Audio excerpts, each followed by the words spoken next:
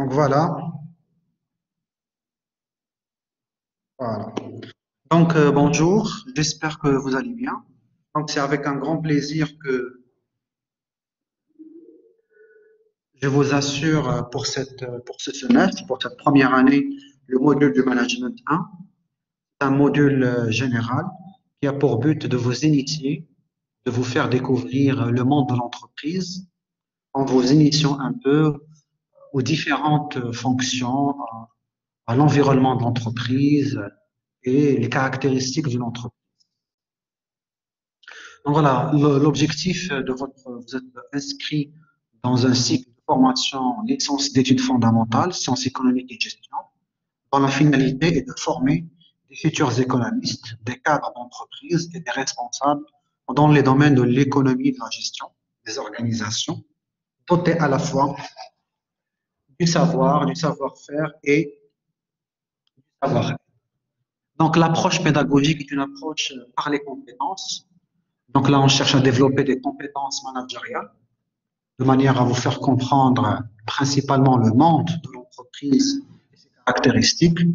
Et donc là, vous allez découvrir, chemin faisant, ses spécificités sur le plan managérial et sur le plan organisationnel. Donc voilà, avant de commencer proprement dit notre cours, je voulais partager avec vous quelques valeurs, puisque vous êtes en première année, vous êtes au démarrage de votre cursus de formation. Et donc là, il y a un passage du statut de l'élève à un statut de l'étudiant universitaire. Et donc là, parmi les valeurs d'un étudiant universitaire, c'est le sens de l'effort.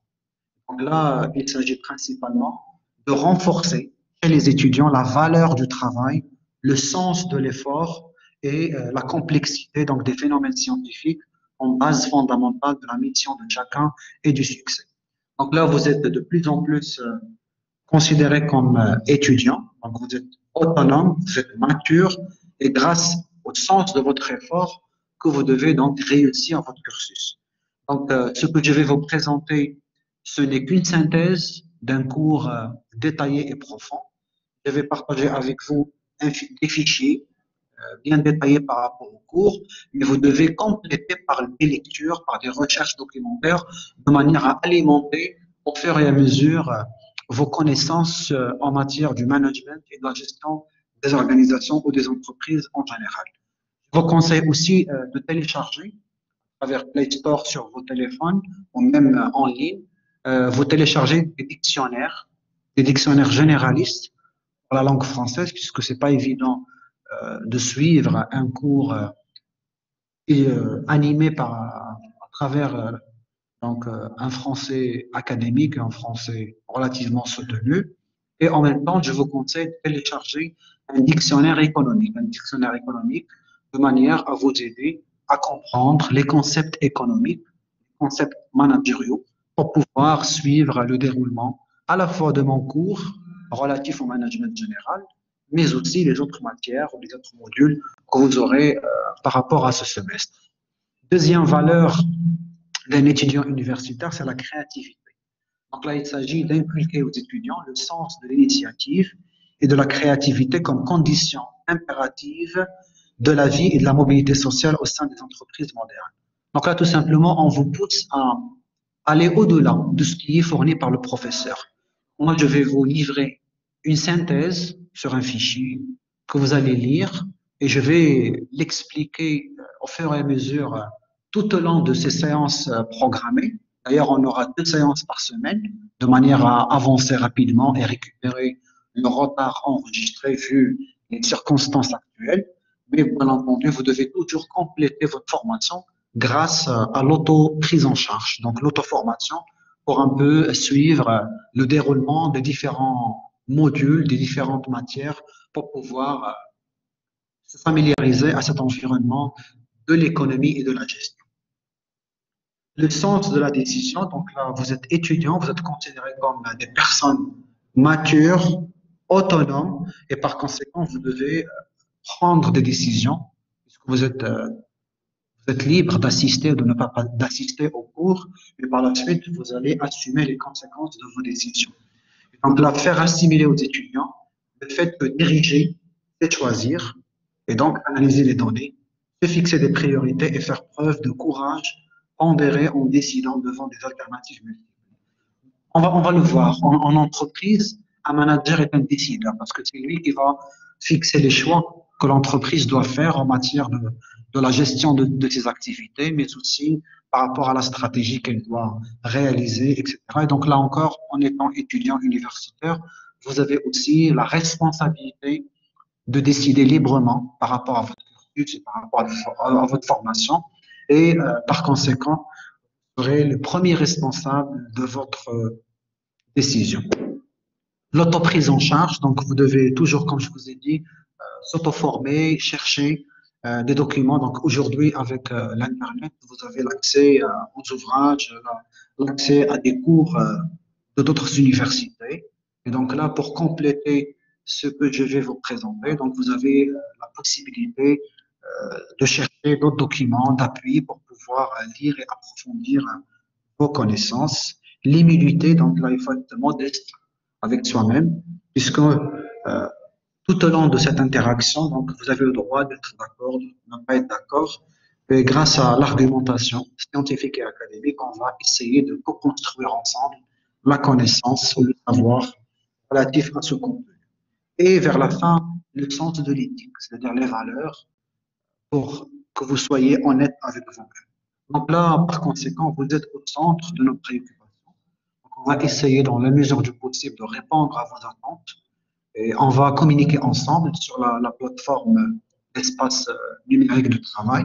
Je vais vous créer un forum de discussion de manière à partager vos remarques, vos questions, vos réactions. Et je vais essayer un peu de m'adapter en fonction de vos besoins et en fonction de vos attentes. Je vais juste vérifier est-ce que la connexion marche toujours. Donc, Dieu merci. Tout va bien.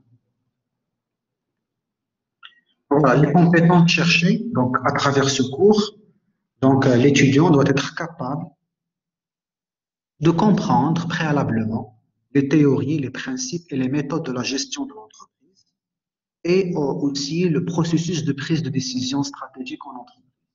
Donc là, on va vous initier par rapport au monde de l'entreprise de manière à découvrir quelles sont les définitions, les concepts, les principes, les caractéristiques de l'entreprise et aussi le processus de la prise de décision. Ceci d'une part. D'autre part, l'étudiant doit être capable aussi de comprendre le milieu d'action des managers et le fondement de la direction des organisations, de manière à voir comment une entreprise est créée, comment une entreprise est gérée et quelles sont les caractéristiques managériales, organisationnelles d'une entreprise.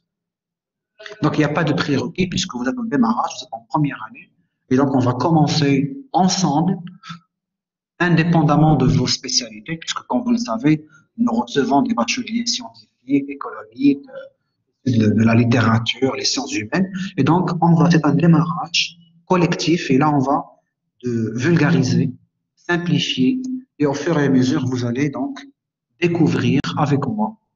Donc, vous allez découvrir le monde de l'entreprise et ses spécificités managériales et organisationnelles. Donc, les objectifs de ce cours sont très simples.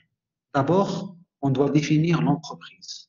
Qu'est-ce que représente une entreprise? Quelles sont ses caractéristiques, à la fois sur le plan managérial et organisationnel? Comment on peut l'identifier? Deuxième objectif, c'est former les étudiants à la compréhension des données de l'environnement de l'entreprise. On va voir, l'entreprise est une entité ouverte et n'est pas fermée. Donc, elle interagit, elle communique avec un environnement aux alentours de l'entreprise. Et à partir de là, donc, on va vous présenter déjà les éléments de l'environnement, les composants de l'environnement, et par la suite, comment l'entreprise va interagir avec cet environnement. Troisième objectif, c'est d'expliquer le rôle des différentes fonctions de l'entreprise. L'entreprise est composée de plusieurs fonctions, de plusieurs spécialités, et à partir de là, dans chaque fonction, il y a des caractéristiques qu'on va découvrir ensemble. Expliquer les modalités de fonctionnement de l'entreprise en interne et dans ses rapports avec son marché, à la fois donc les clients, les consommateurs et les fournisseurs. Et enfin, analyser l'importance de la stratégie de l'entreprise et de systèmes de prise de décision. Voici le programme qui est prévu. Donc, vous avez 6 chapitres. Le premier chapitre, c'est le cadre général du management. On va revenir sur le concept du management et de l'entreprise, de manière à vous faire découvrir de quoi s'agit-il. Le deuxième chapitre revient sur la typologie des entreprises, en présentant un peu les caractéristiques sur le plan économique, sur le plan managérial, sur le plan juridique. Le troisième chapitre revient à l'environnement de l'entreprise, donc les composantes de l'environnement et comment l'entreprise va-t-elle interagir avec cet environnement. Chapitre 4, les structures organisationnelles de l'entreprise.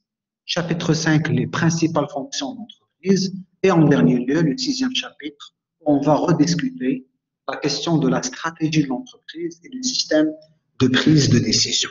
Donc voilà, grosso modo, les principaux chapitres qu'on va étudier tout au long de ce semestre. Je vais communiquer progressivement les fichiers de chaque chapitre de manière à lire au fur et à mesure et compléter par ces séances en live de manière à vous expliquer davantage le contenu.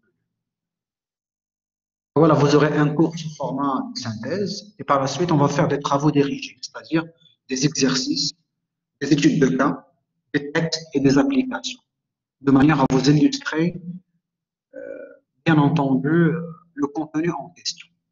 Par rapport à l'examen, donc généralement, puisque vous êtes en première année, donc généralement on utilise les questions à choix unique. Donc vous aurez questions avec modalité et avec une étude de cas.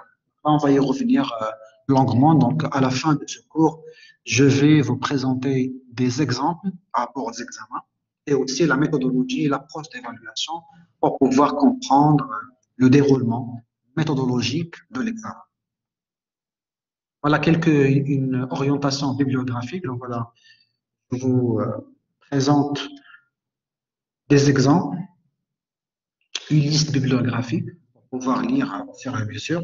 Mais sinon, aujourd'hui, grâce à l'ENT, espace numérique de travail, donc vous avez une rubrique accès aux ressources et vous avez l'accès au Scholar Box où vous pouvez trouver plusieurs ouvrages en ligne consultables gratuitement à partir de l'ENT. Si vous voulez approfondir et lire davantage au-delà du support que je vais vous communiquer.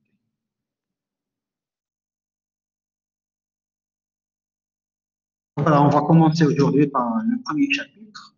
Donc, il va définir les concepts, le management en général et puis l'entreprise en particulier.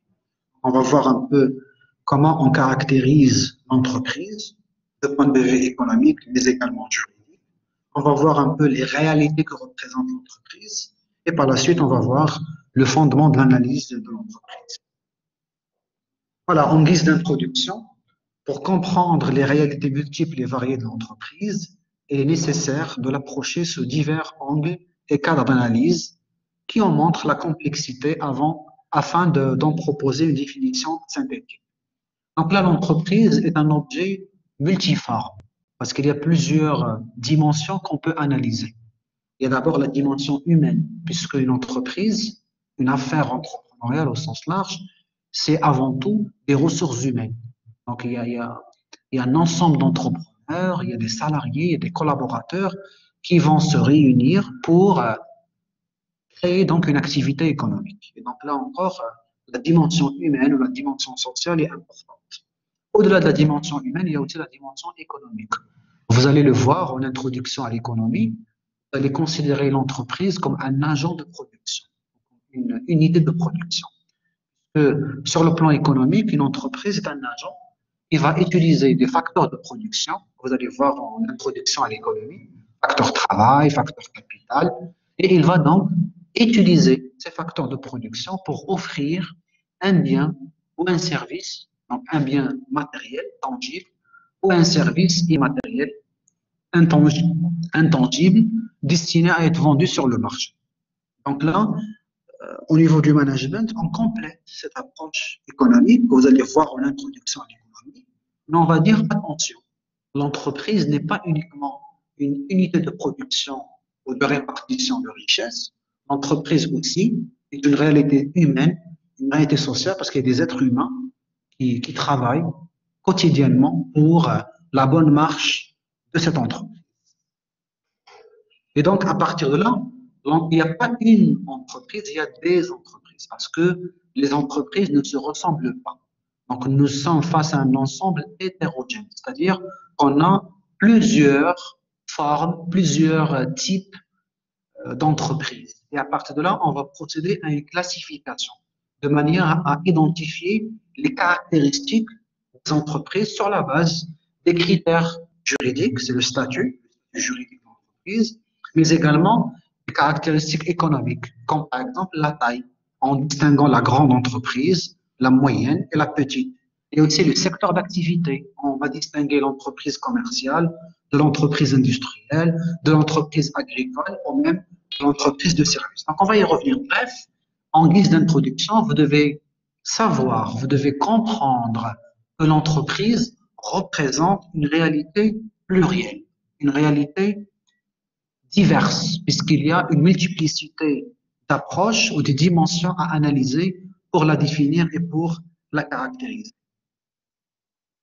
Et donc, l'entreprise ne peut être comprise sans une analyse de son environnement, c'est-à-dire de ses modes d'insertion dans le tissu économique, social et culturel. Que, comme je vous ai dit, l'entreprise est une entité ouverte sur un environnement. C'est-à-dire, elle a des partenaires. Donc, en interne, il y a des salariés, il y a des collaborateurs, mais en externe, il y a le client et les consommateurs. Donc, ceux et celles qui vont utiliser les produits ou les services qu'elle va offrir sur le marché. Il y a les fournisseurs, les prestataires, donc ceux et celles qui vont lui fournir les ressources nécessaires à la production, la matière première, par exemple. Il y a aussi les institutions financières qui vont participer aussi au financement de l'activité de l'entreprise. Bref, l'entreprise ne peut être comprise sans tenir de son environnement, c'est-à-dire de son contexte d'affaires sur lequel elle opère et évolue.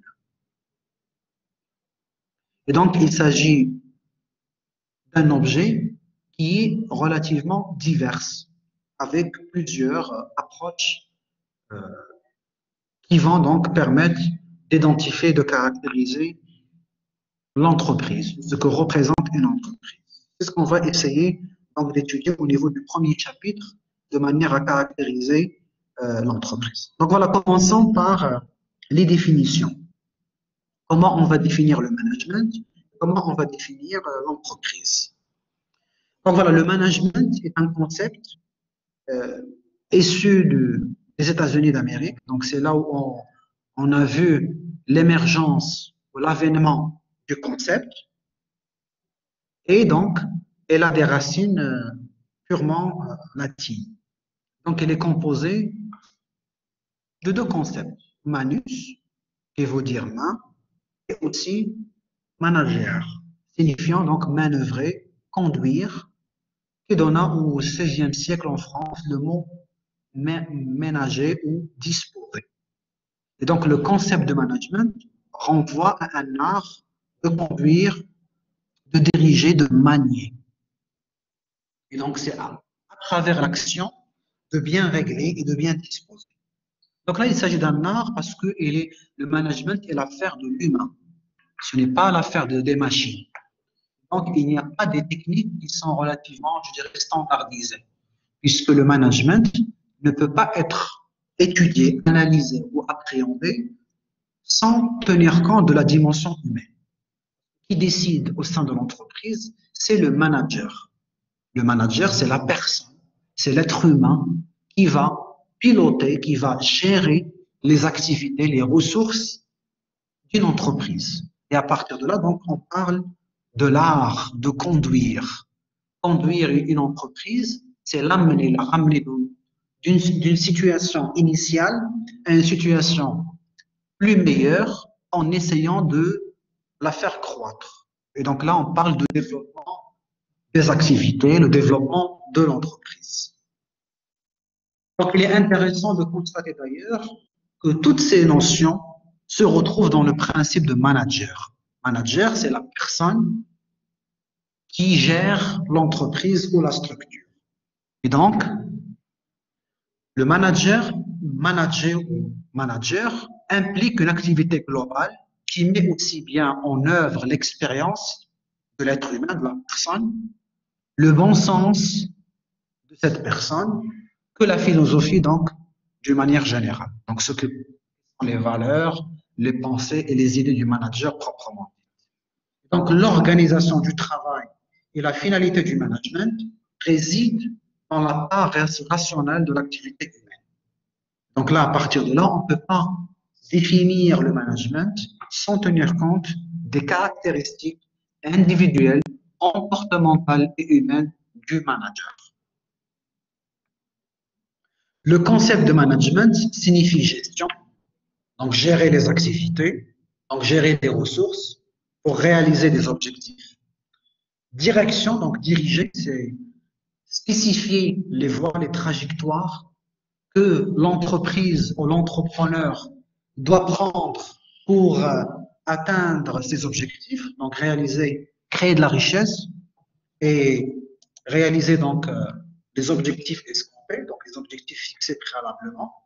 Et pilotage, donc piloter, c'est conduire. Quand vous allez conduire une voiture, l'entreprise aussi est une structure qui a besoin d'être conduite par un manager pour qu'elle puisse atteindre ses finalités et ses objectifs. Et donc, le management est un concept qui est voisin de celui de l'entreprise ou de la gestion et qui renvoie à un ensemble de techniques, d'outils qui visent à optimiser l'usage des ressources, les ressources humaines, financières, techniques, informationnelles, d'une organisation au sens large, au-delà de l'entreprise, comme par exemple les administrations publiques, les associations, mais également les entreprises, en vue de réaliser un objectif. Et en tant qu'économiste, vous devez garder à l'esprit que l'objectif principal d'une entreprise est la création de richesse. Et donc, on va utiliser des ressources pour créer une richesse, de la valeur ajoutée, qu'on va partager avec l'ensemble des partenaires, ce qu'on appelle les parties prenantes, les salariés, les fournisseurs, les consommateurs, les actionnaires ou les propriétaires de l'entreprise, etc. Et donc, finalement, le management peut être défini comme un ensemble des techniques d'organisation, de direction et de gestion de l'entreprise pour qu'elle puisse atteindre ses objectifs. Donc là, on fait appel à trois dimensions. L'organisation, donc c'est un ensemble de techniques d'organisation. L'entreprise est une structure qui doit fonctionner avec des règles de manière à identifier qui fait quoi, quelles sont les responsabilités, quelles sont les missions, quelles sont les tâches attribuées à tout un chacun au sein de l'entreprise. Et en cas de problème, on va identifier qui est responsable de quoi. Et donc, c'est ce qu'on entend par l'organisation. Donc, l'entreprise est un espace organisé, structuré, avec des responsabilités, avec des postes, des tâches et des missions. Au-delà de l'organisation, on parle aussi de la direction. Diriger, c'est conduire. Conduire une affaire, une activité, de manière à réaliser une richesse, créer de la valeur, aussi bien aux propriétaires, aux actionnaires, que pour l'ensemble des partenaires, les salariés, les fournisseurs, les prestataires, les consommateurs, etc. Et enfin, donc, on renvoie à la gestion proprement dite, le déroulement des activités pour qu'elles puissent atteindre ces objectifs. Parce que la finalité principale du management, c'est d'amener l'entreprise à réaliser, à atteindre les objectifs en termes de création de richesse. Lorsque le management s'exerce à un haut niveau de responsabilité, on va l'assimiler à la fonction de direction. Là, au niveau de chaque structure, de chaque entreprise, il y a ce qu'on appelle la direction générale. C'est là où il y a le président directeur général et les dirigeants fonctionnels. Donc là, c'est grâce à la direction générale qu'on va donc établir une stratégie des objectifs généraux. Et donc là, on parle d'un management stratégique. Et au sommet de l'entreprise. En entreprise, le management est souvent synonyme d'animation d'équipe. C'est-à-dire, de point de vue opérationnel, il s'agit de gérer des équipes, de manière à coordonner leur activité pour atteindre les objectifs à leur niveau. Le management, c'est également la manière de résoudre des problèmes quotidiens tout en prévoyant les problèmes à venir. Donc, il y a ce qu'on appelle le management stratégique, qui est normalement exercé à un haut niveau de responsabilité, donc à l'échelle de la direction générale, et au niveau de chaque direction fonctionnelle. Le management consiste aussi à gérer les opérations quotidiennes. Par exemple, vous allez acheter une matière première, vous allez la stocker, vous allez la transformer dans le cadre des ateliers de production. Vous devez suivre le processus de fabrication ou de production en gérant la main-d'œuvre, en gérant l'ensemble des ressources utilisées. Par la suite, vous aurez des produits à stocker. Peut-être vous aurez des problèmes de production, donc il y aura des pièces défectueuses que vous devez soit retraiter, soit recycler, etc. Et donc, bref, le management prend en considération l'ensemble des tâches ou des opérations quotidiennes qui permettent à l'entreprise de réaliser, bien entendu, ses objectifs. Et donc, le management recouvre une responsabilité à la fois stratégique au niveau de top management, au niveau de la direction générale, mais également opérationnelle auprès des équipes qui sont au quotidien sur place et qui gèrent au quotidien les activités de l'entreprise.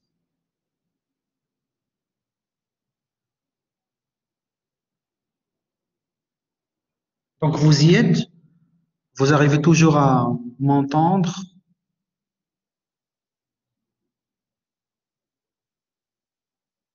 D'accord? Donc, on continue.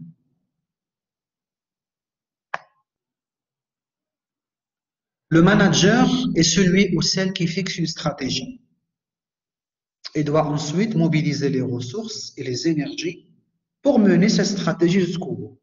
Donc voilà, concrètement, au sein de l'entreprise, le manager est la personne qui gère, qui manage l'entreprise. Et à partir de là, ce manager, ça peut être un homme ou une femme, donc celui ou celle qui va fixer des objectifs à atteindre. Et donc, ces objectifs traduisent la stratégie, c'est-à-dire quelle est la vision, quelle est la vision, quelle est l'orientation générale, quelles sont les priorités que l'entreprise accorde pour gérer, bien entendu, ses activités. À partir de là, une fois elle a les objectifs généraux qui forment la stratégie, elle doit mobiliser les ressources et les énergies pour réaliser concrètement cette stratégie. Mais le management ne se limite pas à la simple définition de la stratégie et la mobilisation des ressources. Mais il représente également une responsabilité de gestion, c'est-à-dire un ensemble d'actions au quotidien opérationnelles pour tirer le meilleur de ces moyens utilisés. Et donc le manager, il a également un rôle de superviseur parce qu'il doit contrôler. Donc, préalablement, le manager fixe des objectifs, il va allouer les moyens, c'est-à-dire les ressources nécessaires à la réalisation d'un objectif, et à partir de là, il doit contrôler si les moyens ou les ressources qui sont mises à la disposition des dirigeants, des managers, arrivent à atteindre les objectifs. En cas de problème, elle doit intervenir. Si les choses fonctionnent comme espéré, le manager garde l'œil sur l'évolution de l'activité en faisant donc la supervision, c'est-à-dire le suivi tout simplement au quotidien pour pouvoir accompagner l'évolution des décisions et des activités planifiées par l'entreprise. Et donc là, le management fait partie de ce qu'on appelle les sciences de gestion. Donc vous allez le voir, vous êtes en première année, vous êtes dans un parcours sciences économiques et sciences de gestion. Donc là encore, nous avons deux disciplines, l'économie et la gestion. Et on parle des sciences économiques et des sciences de gestion. Donc le management est une discipline qui va étudier les caractéristiques et les spécificités de l'entreprise. Et donc là, elle fait partie des sciences de gestion, et dans lequel on va regrouper des sous-disciplines, comme la gestion des ressources humaines, comme la stratégie, comme la production, comme la finance, le marketing, la publicité, la communication, etc. Et à partir de là, vous allez découvrir ces disciplines dans les différents cours que vous aurez. D'ailleurs, en premier semestre, vous avez en parallèle un cours sur la comptabilité générale, dans lequel vous allez découvrir comment une entreprise enregistre, comptabilise l'ensemble des opérations qu'elle va réaliser au jour le jour. Donc la comptabilité, c'est le premier pas pour découvrir la fonction financière de l'entreprise. Donc passons maintenant à la définition de l'entreprise. Donc nous avons vu, donc je récapitule, je vous ai dit que le management est un ensemble de techniques qui permet l'organisation, la direction et la gestion de l'entreprise, dont l'objectif est la réalisation des finalités ou des objectifs escomptés. Donc, quand on parle management, on fait allusion aux trois dimensions. L'organisation, la direction, donc organiser, c'est-à-dire mettre en place une structure avec des règles définies pour qu'on puisse fonctionner d'une manière structurée. La direction, donc diriger, c'est conduire une entreprise d'une situation initiale à une situation ultérieure qui est beaucoup plus meilleure, généralement en réalisant un profit, un gain, on crée une entreprise pour créer de la richesse. Et par la suite, c'est la gestion proprement dit, c'est-à-dire que le manager est tenu de suivre au quotidien les opérations réalisées sur terrain pour pouvoir s'assurer de la capacité des équipes à réaliser les objectifs fixés par la direction générale. Donc là, passons à la définition proprement de l'entreprise. Que représente finalement cet univers de l'entreprise? Donc, selon le dictionnaire, définit l'entreprise comme une organisation de production de biens et de services à caractère commercial. Là, vous allez le voir aussi dans l'introduction à l'économie, la macroéconomie. Une entreprise est considérée d'abord comme une entité économique. Pourquoi c'est une entité économique? Parce qu'il va utiliser des facteurs de production qui sont rares dans une économie donnée et il va les transformer sous forme d'un bien ou un service qui seront destinés à être vendus sur un marché. Et donc là, on considère l'entreprise d'abord comme une organisation de production de biens et de services en utilisant des facteurs de production. Il est à caractère commercial parce que la finalité ou la raison d'être d'une entreprise, c'est le profit, c'est le bénéfice, c'est le gain qu'elle va tirer de l'utilisation des ressources. Et à partir de là, il s'agit principalement de la création de richesses et de valeur. Donc voilà. Donc on va voir comment on va définir l'entreprise dans une optique économique, mais également dans une optique juridique. Selon une optique économique, l'entreprise est considérée d'abord comme une unité de production. Donc là, il s'agit concrètement de quoi? De bâtiments. On a besoin d'un siège, on a besoin d'une structure. Donc on a besoin de bâtiments dans lesquels il y aura des bureaux, des différents managers, de différentes équipes. Nous aurons besoin des ateliers de production, donc des machines, des moyens de production, des logiciels, des équipements et des personnes, des ressources humaines qui travaillent, ce qu'on appelle le capital. Et donc l'entreprise va combiner les facteurs de production, travail, capital, de la manière la plus productive possible afin que le rendement de son activité soit supérieur à la somme des énergies qu'il a consacrées. C'est-à-dire, finalement, vous allez le voir aussi en microéconomie, à travers les calculs de producteurs, vous allez faire même des démonstrations techniques. Donc, l'entreprise va utiliser des facteurs de production, qui sont sont rares, donc ils sont coûteux, et par conséquent, elle va les combiner, elle va les rassembler de manière à les transformer sous format d'un bien ou d'un service. Et grâce à cette transformation, elle va pouvoir vendre ses produits et services sur un marché de manière à réaliser un chiffre d'affaires, du gain, qui va lui permettre de récupérer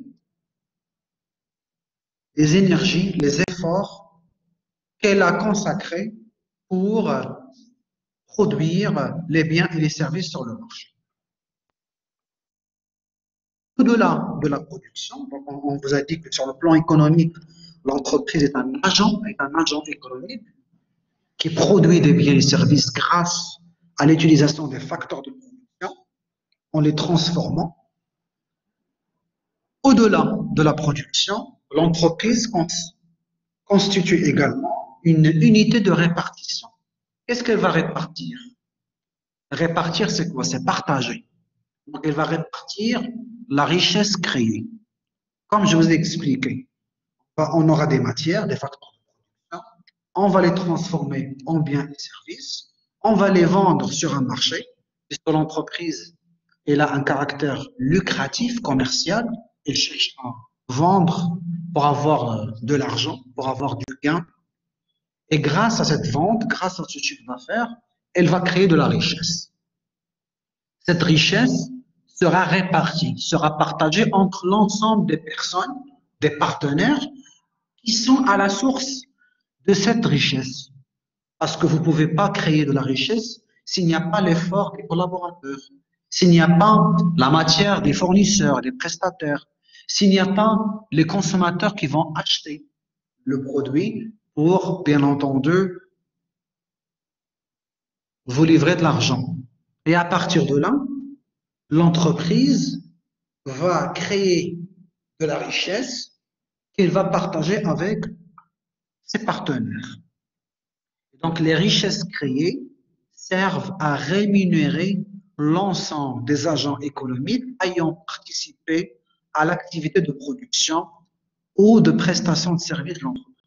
L'exemple le plus simple, ce sont les salariés. Grâce aux salariés, l'entreprise transforme la matière première et va vendre les produits ou les services sur le marché. Donc, vous avez les ouvriers, la main-d'œuvre, qui doivent être rémunérés, donc payés, il faut à travers les salaires.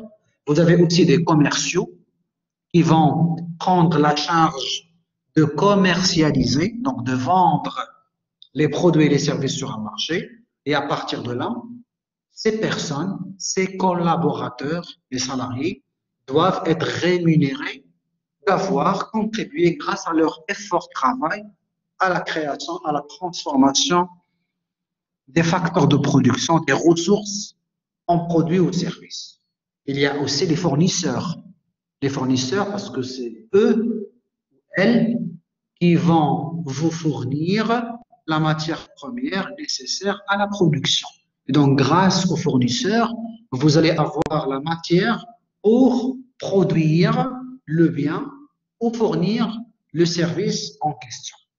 Et donc, selon les économistes, les spécialistes de la science de l'économie, l'entreprise est considérée comme une unité de production de biens et de valeurs, ainsi que de répartition de revenus. Donc, d'une part, de point de vue économique, l'entreprise va utiliser des ressources, des facteurs de production, des ressources humaines, techniques, matérielles, informationnelles, qui va transformer en biens et services qui seront destinés à la vente sur un marché.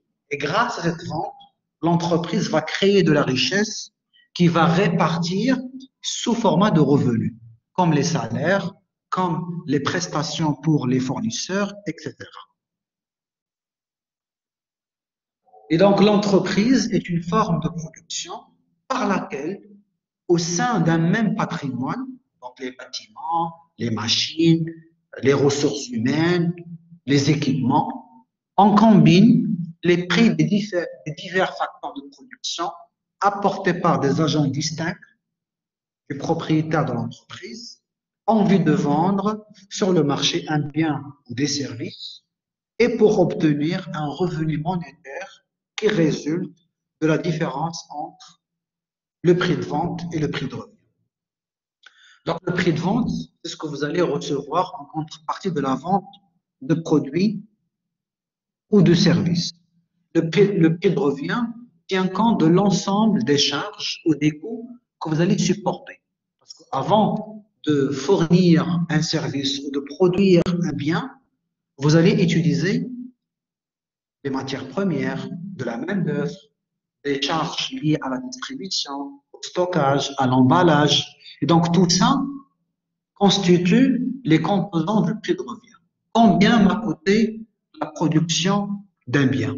Donc, vous avez les coûts d'achat, achat de matières premières, la main-d'œuvre, coût de production pour transformer et éventuellement coût de stockage et de la distribution. À partir de là, donc, vous devez rajouter une marge bénéficiaire.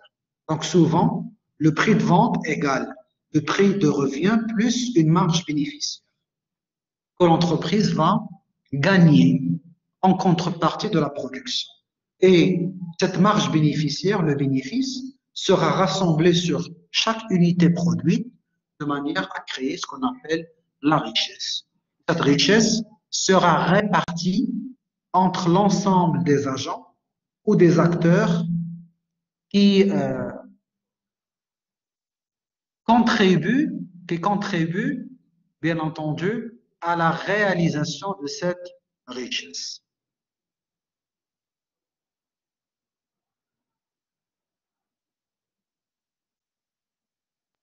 Donc, je suis en train de basculer de temps en temps pour vérifier est-ce que la connexion est toujours maintenue.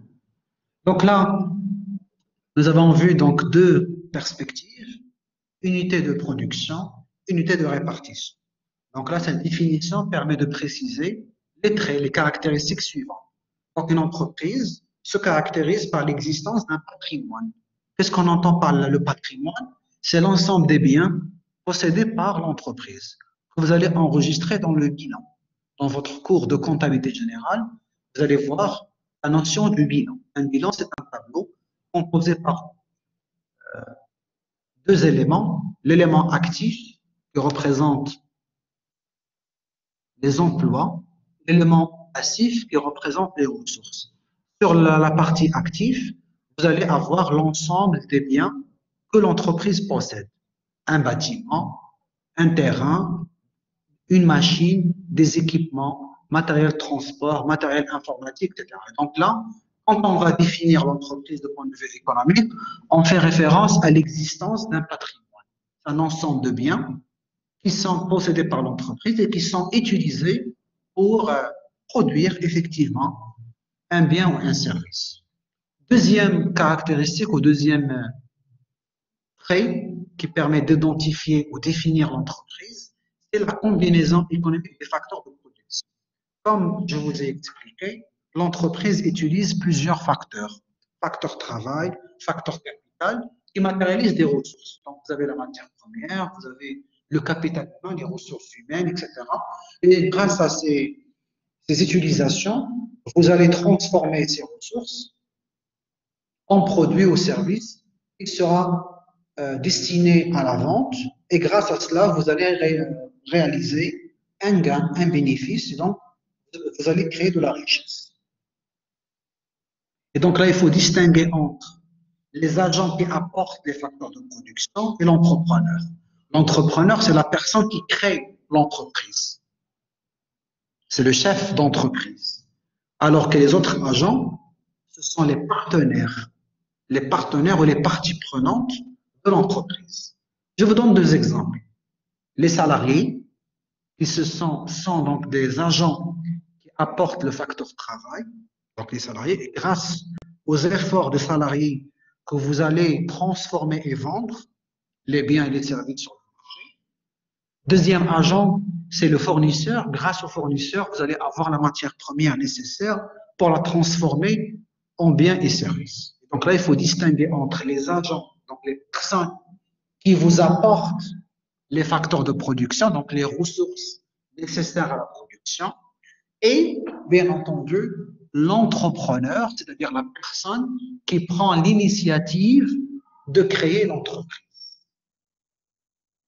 Quatrième caractéristique, c'est l'objectif de vente sur le marché, parce que comme je vous ai expliqué, l'entreprise, de point de vue économique, est une organisation à but lucratif, à caractère commercial.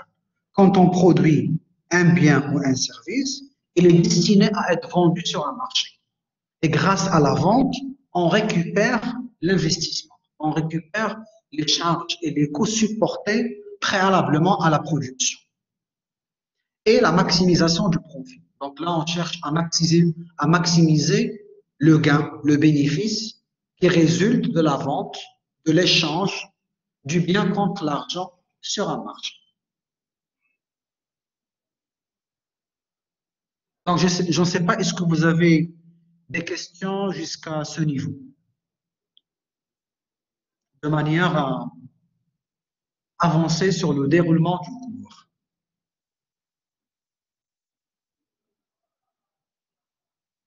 Donc, très bien. De point de vue juridique, l'entreprise est un ensemble de structures qui agissent sur le plan économique en fonction d'un statut, c'est-à-dire une personnalité juridique. L'entreprise, elle est choisie par un entrepreneur et donc elle va avoir un statut, c'est-à-dire une personnalité juridique pour qu'elle puisse exercer légalement, en respectant la loi, en respectant le droit, l'ensemble des activités. Et donc, l'optique ou la dimension juridique tient compte du statut de l'entreprise, de son règlement intérieur et de ses contrats. Et donc, pour synthétiser, les définitions relatives à l'entreprise moderne deviennent de plus en plus abondantes. Il y a plusieurs critères, plusieurs dimensions à prendre en considération. Et donc là, on vous a fait le choix de discuter principalement l'optique économique, la dimension économique, qui considère l'entreprise comme un agent de production et puis un agent de répartition de richesses à travers la distribution des revenus. Et par la suite, l'optique juridique, on va y revenir, consiste à définir une entreprise par rapport au statut que les associés ou les actionnaires vont à la création. Donc, grâce à ce statut juridique, l'entreprise aura une personnalité juridique, c'est-à-dire une reconnaissance légale, juridiquement parlant, par rapport au droit, par rapport à la loi. Et à partir de là, l'entreprise sera amenée à exercer cette activité sur le marché en respectant le droit commercial, le droit des sociétés.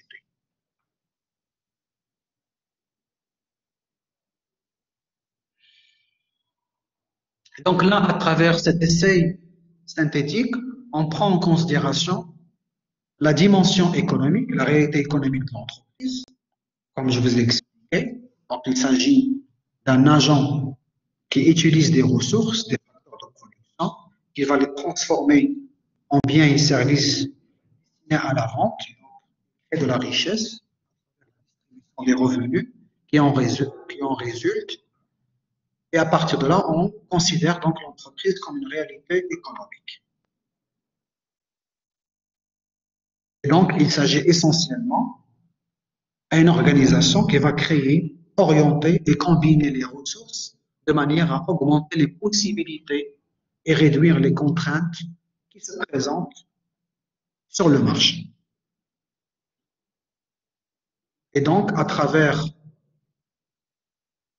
les outputs, c'est-à-dire les produits et les services offerts sur le marché, l'entreprise crée de la valeur, c'est-à-dire crée de la richesse en utilisant les inputs, la valeur des inputs, c'est-à-dire principalement la matière première, la main-d'œuvre, bref, les facteurs de production. Et donc, on calcule la valeur des inputs, les entrants, la valeur des outputs, les sortants. Les inputs, c'est l'ensemble des facteurs de production utilisés. Les outputs, c'est l'ensemble des produits ou services qui sont offerts sur le marché. Cette différence Quand elle est supérieure, avec un gain, un bénéfice que l'entreprise dégage grâce à la vente de ses biens et services sur le marché. L'entreprise est également une réalité humaine. Il y a toute une dimension humaine à prendre en considération à travers l'utilisation d'un capital humain, les salariés, les personnes, les collaborateurs, et grâce à leur effort, grâce au travail qu'ils fournissent à l'entreprise, les salariés, bien entendu, participent à la création de la valeur et de la richesse. Et donc, cette mission économique, cette finalité économique ne doit pas prédominer sur la dimension humaine, puisque l'entreprise est une organisation humaine ayant pour mission de créer de la valeur économique. Donc, l'entreprise doit être considérée comme une organisation. Cette organisation fonctionne grâce aux efforts des êtres humains, des ressources humaines qu'on considère comme un capital humain et immatériel. Et donc, l'entreprise, du point de vue social, du point de vue humain, représente un regroupement de personnes. Ce ne sont pas uniquement les bâtiments, les équipements ou le produit qu'elles fournissent sur un marché, mais essentiellement un ensemble de ressources humaines qui collaborent ensemble pour transformer les facteurs de production, pour vendre les biens et services et par conséquent créer de la richesse pour tout un chacun en entreprise, notamment les partenaires qui doivent profiter équitablement de la richesse. Donc, je reviens encore à vos questions. Si vous avez encore des commentaires ou des observations.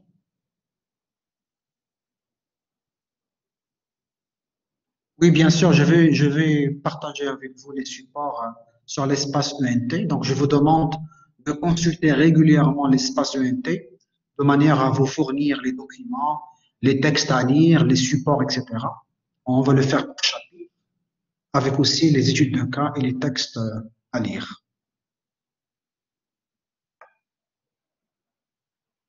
Donc, je continue tant qu'il n'y a pas de questions.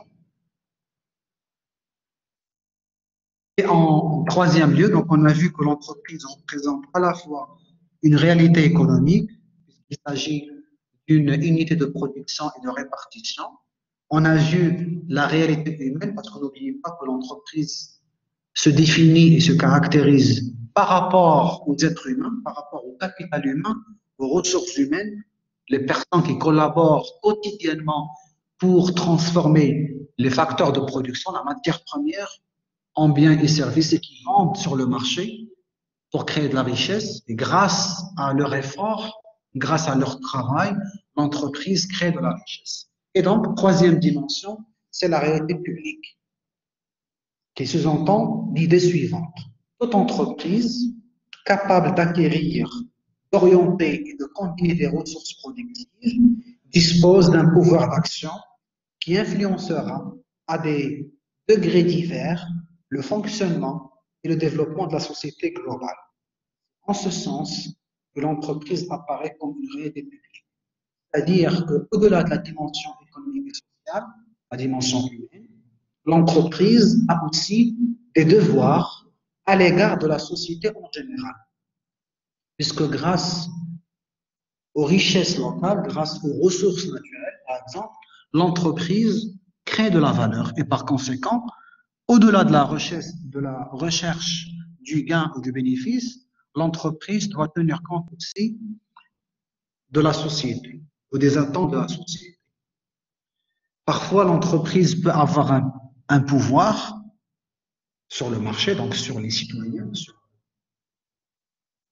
la société, de manière à, je dirais, imposer des prix de vente, par exemple. Donc là, il se trouve dans une situation de monopole, donc il aura tout le pouvoir pour manipuler le marché. Donc, la société.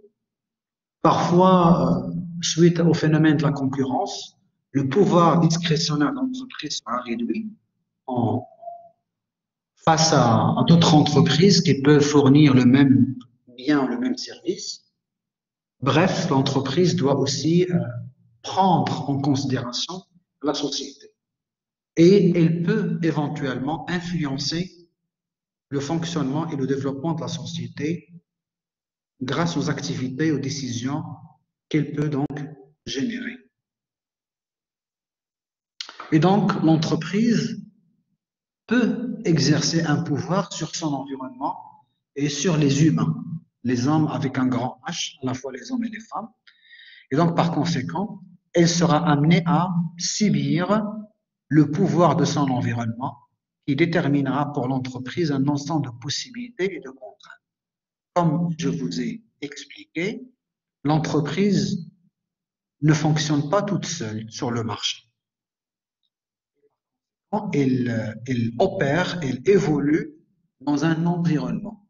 Cet environnement peut lui imposer des possibilités et donc des opportunités pour pouvoir se développer, créer de la richesse davantage, comme il peut lui imposer des contraintes qu'elle doit par la suite prendre en considération.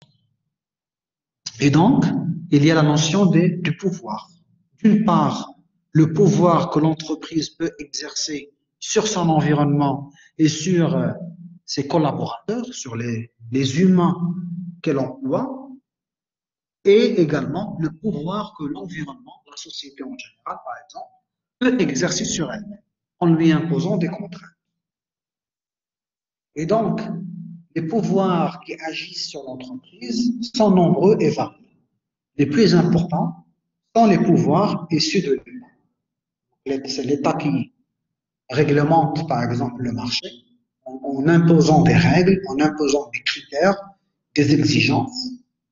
Il y a les syndicats. Donc, les syndicats, ce sont des organisations qui représentent et qui défendent l'intérêt des employés par rapport aux employeurs, donc les salariés par rapport à l'entrepreneur.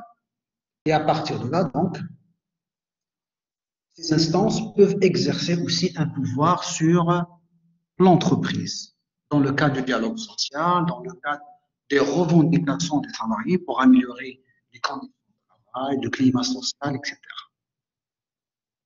Et il y a d'autres acteurs qui peuvent aussi imposer à l'entreprise des contraintes, comme par exemple les consommateurs ou les clients.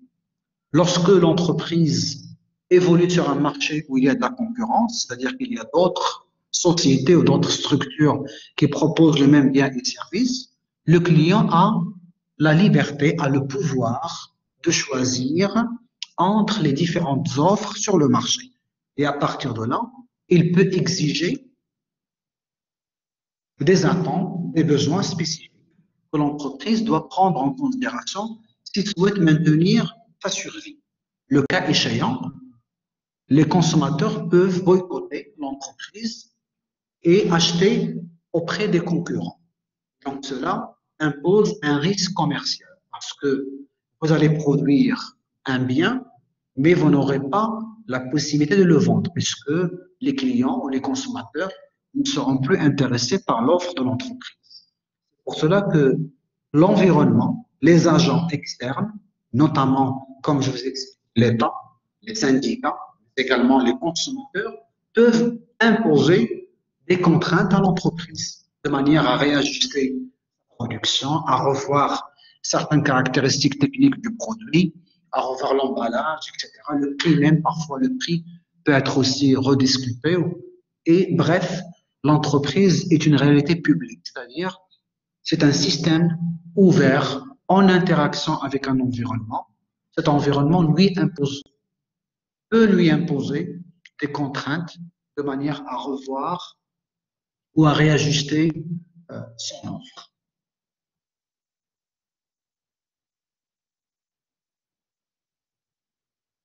Donc voilà, je pense que je reviens encore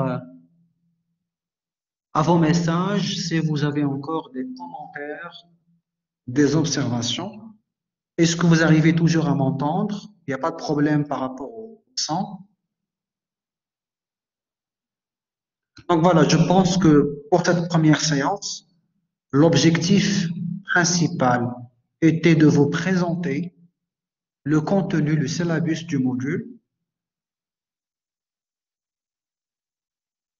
de manière à vous expliquer le déroulement méthodologique et le programme prévu de ce module et d'introduire quelques définitions. Donc aujourd'hui, nous avons vu deux principales définitions, le management au sens large, comme l'ensemble des techniques qui permettent l'organisation, la direction et la gestion d'entreprise, et par conséquent, la notion ou le concept de l'entreprise qui est relativement, je dirais, complexe, multivarié, dans lequel on a vu l'optique économique, qui consiste à définir l'entreprise comme une unité de production, une unité de répartition de richesse, mais également, on peut définir l'entreprise selon l'optique juridique, en tenant compte de son statut juridique. Et là, on va y revenir dans le deuxième chapitre, avec la typologie de l'entreprise. On va voir même la classification juridique, comment, selon la loi, selon le droit des sociétés, on peut définir et caractériser ou classer les entreprises. Et par la suite, on a vu que même l'entreprise représente des réalités différentes. D'abord, la réalité économique, puisque c'est un agent économique qui produit, qui produit et crée de la richesse. Et par la suite, nous avons vu la dimension humaine, la réalité humaine, que c'est aussi, bien entendu, des êtres humains, des ressources humaines, des salariés, qui sont, bien entendu, des collaborateurs et les parties qui contribuent à la création de richesse. Et enfin, la réalité publique, parce que l'entreprise communique, interagit avec un environnement. Donc, à travers l'entreprise peut elle-même exercer le pouvoir sur son environnement. Si elle est, par exemple, dans une situation de monopole, une seule entreprise sur un marché, donc il y a pas de concurrent, et par conséquent, l'entreprise est libre de décider par rapport au prix, par rapport aux caractéristiques de biens ou de services, sans tenir compte des besoins des consommateurs ou de la société en général. Par conséquent, quand il y a de la concurrence, donc le consommateur peut comparer les offres entre l'entreprise et ses concurrents, et par conséquent,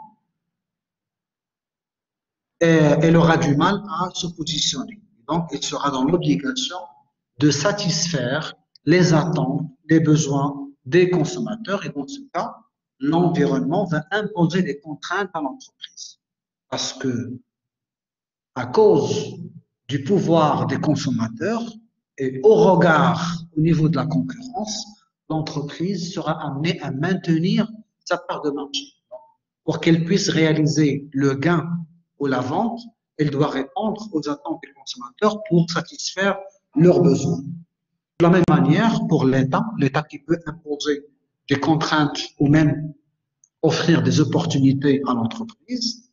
Et on a aussi discuté le rôle que jouent les syndicats comme des organisations qui font du plaidoyer de manière à protéger l'intérêt des salariés à travers les revendications sociales, dans le cadre du dialogue social, etc. Donc voilà, donc je pense que je vais m'arrêter sur ce point. Je vous donne rendez-vous la semaine prochaine, ou plutôt le mercredi prochain, puisque nous avons deux séances semaine, de manière à rattraper le retard. Donc on se donne rendez-vous mercredi prochain à 13h30. Donc en attendant, je vais laisser cet enregistrement sur la plateforme ENT.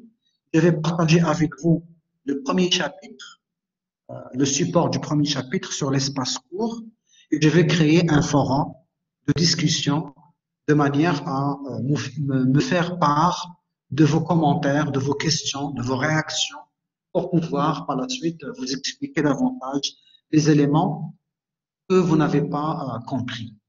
Je réitère aussi ma demande par rapport au téléchargement d'un dictionnaire général et d'un dictionnaire spécialisé pour pouvoir comprendre la terminologie économique et managériale utilisée dans les différents cours au-delà du management.